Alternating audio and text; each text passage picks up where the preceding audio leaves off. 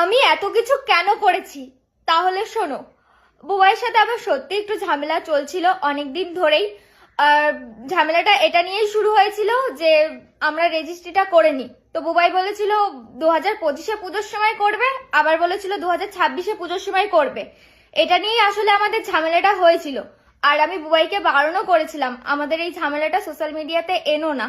আমি হুট করে দেখলাম ওই যে ফার্স্ট ওর দরজা ভাঙার ভিডিওটা ও পোস্ট করে দিল।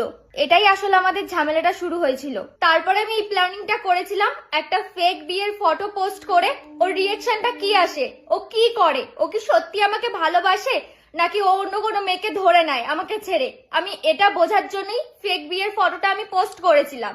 তো আমি ভেবেছি ও আমাকে একদমই ভালোবাসে না, তাই জন্যই আমি এইসব করেছি। আর এই যে এটা আমার ভাই, আমি আমার ভাইয়ের সাথেই প্ল্যানিংটা করে তারপরেই করেছি।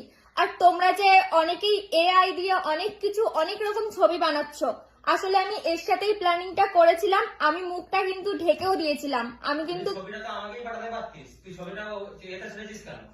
ফেসবুকে ছেড়েছিস না, তুই তো পার্সোনালি হোয়াটসঅ্যাপে আমাকে পাঠাতে পারতিস ছবিটা।